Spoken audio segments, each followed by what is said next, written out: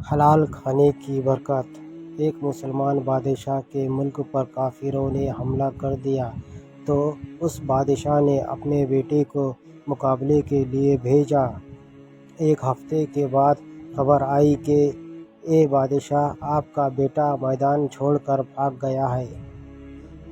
بادشاہ کی بیوی جو بہت نیک تھی، اس نے کہا کہ نہیں، ایسا نہیں ہو سکتا، یہ خبر غلط ہے۔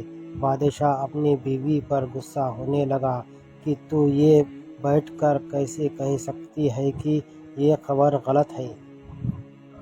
اس بیوی نے کہا کہ میرا یقین ہے کہ یہ خبر بالکل غلط ہے، اس لیے آپ تحقیق کروا لیں۔ ایک ہفتے کے بعد خبر آئی کہ جو پہلے خبر تھی وہ غلط تھی۔ بادشاہ کا بیٹا میدان چھوڑ کر نہیں بھاگا تھا، بلکہ اس نے جم کر کافروں کا مقابلہ کیا اور اس جنگ میں بادشاہ کا بیٹا جیت چکا ہے اور وہ اپنی فوج کے ساتھ محل کی طرف واپس آ رہا ہے۔ یہ سن کر بادشاہ حیران ہوا اور اپنی بیوی سے پوچھنے لگا کہ تم نے اس دن اتنے یقین سے کیسے کہا تھا کہ میرا بیٹا میدان چھوڑ کر نہیں بھاگ سکتا؟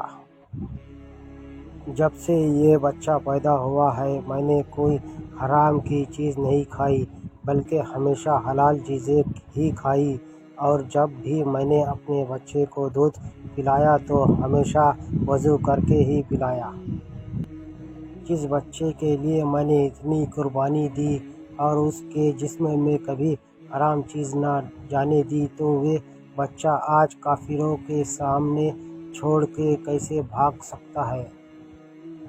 ہاں اے بادشاہ، اگر آپ یہ کہتے کہ میرا بیٹا جنگ ہار کر شہید ہو گیا ہے تو میں مان لیتی، لیکن یہ کبھی نہ مانتی کہ میرا بیٹا کافروں کے سامنے ہار مان کر بھاگ گیا ہے۔ دوستو، اس وقت کی بیویاں بھی اتنی نیک ہوا کرتی تھیں۔ دوستو، ایسی اور بھی قصے سننے کے لیے سبسکرائب کرو۔